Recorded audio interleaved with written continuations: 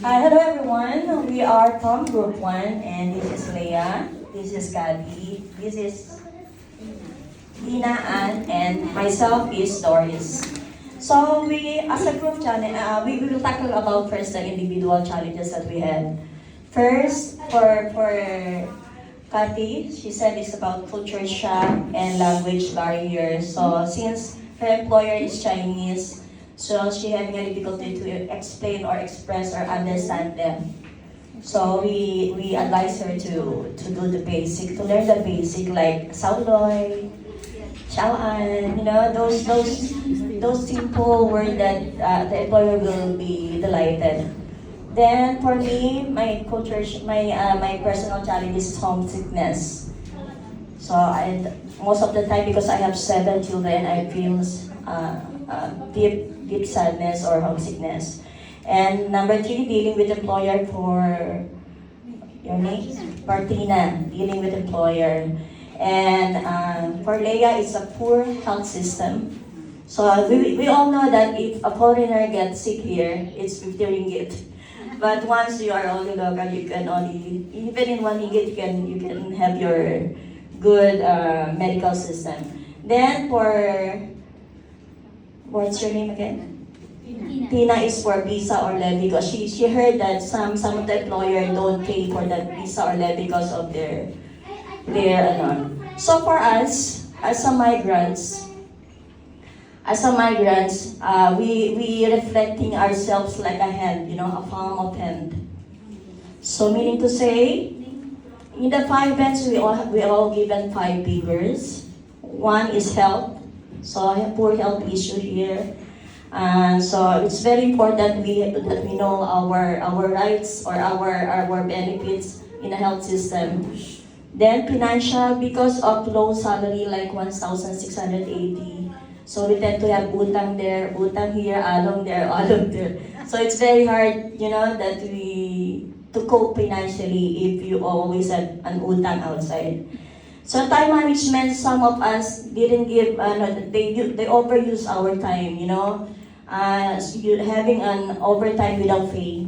So sometimes we have to hard dealing with time management. Employer, so it's hard to deal, especially when you have your, for example, Malay employer. We cannot simply take out our rosary, or we don't have the culture that you have to give your right hand rather than giving the left hand. So those things we need to adjust.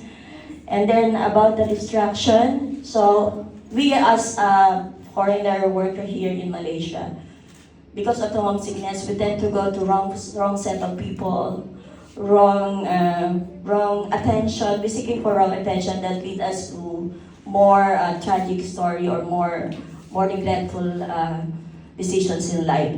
So we only have given one hand, so we have to use it wisely, because this hand is our tools to work here in abroad. So why not make it use wisely and productively? That's all. Thank you. Challenges is not only happen here in Malaysia, but all over the world. OFW, I say, homesick is this, and this is the barrier, right? It's hard for us to contact our family, but now, social media is easier for us, but it's still different when we are there beside them. That's all, thank you. Yours truly, Annalyn. Second one is Cora. Raise your hand, please. Cora. And then next is Marlena. And then Flora. Okay. The challenges of domestic helpers. These personal challenges, I asked them, and then I asked them to volunteer each of us our challenges in our life. So the first is how to handle and to be stronger apart from our partners. This number 1 is mostly commonly the problem of OFW. Be honest, guys. All of you have the same with me also, right? So this number 1, if for example, if we are going apart from our partner, mostly the risk, you know that? I know I don't need to explain too much because everybody have experience about that. Because mostly So that here, it says here, miscommunication with employer relationship. Here also you talk about culture shock, language barrier, dealing with employer, okay? And then here is about your personal ones, and this is about the relationship you have with others. So these are the challenges as a domestic worker we face. So in the next, not in this session, but in the next session that we're going to do the training, I think you all need to also have a plan, because many of you all come to Malaysia without a plan of how many years you want to live here. And the sad part is you all miss a lot of milestones in your own children's life. Your children's graduation, your children's 21st birthday, you know, all that only comes once in your lifetime. You know, so planning sometimes is important. It's not only planning in the sense that, okay, when am I going to go back home? It's planning also your holidays. Okay, so if your child, you know that your child is going to turn 21, you must make plans to go back that year to be with your child to celebrate the 21.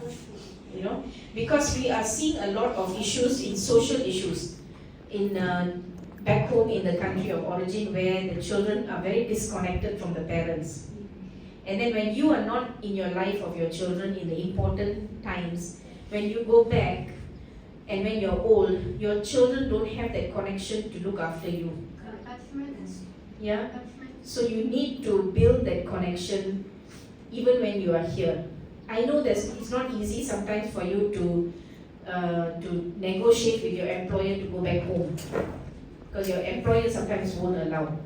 But you must have the ability also to explain to your child or your spouse or your whoever why you're not able to be there for them. Okay? But alternatively, what we see is you make it up by buying things for your children. Don't you all do that? Yeah. Okay, I cannot be there for your birthday. Here's, I'm buying you this. It's a money. Give money, you know. But I can tell you there is no substitute. There is no substitute for you being there. Yes.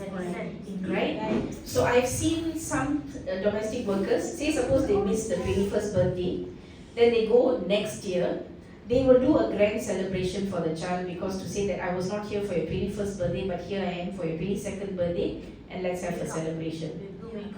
To make up. You know, there's nothing like being there for them. Graduation, the first time your child goes to work, all that. Okay? It is very difficult to be a domestic worker. I myself have a domestic worker at home, and her child is only 3 years old. You know, and she tells me, I need to work here. I said no. At least every 2 years you must go back home, so that to see your child. Every 2 years you must go back. That is mine. This one for her. I'll pay all your ticket. You go back home. You must spend at least 1-2 months with your child. In the birthday month at least. At least birthday month you go back, when your child is birthday month you go back and you spend time with your children. Okay, you must be there for that milestones. I know it's difficult, but I think as domestic workers, if you put your mind to it, you can do it. Yes. Yeah? Also your what do you call it? Your anniversary, your marriage anniversary.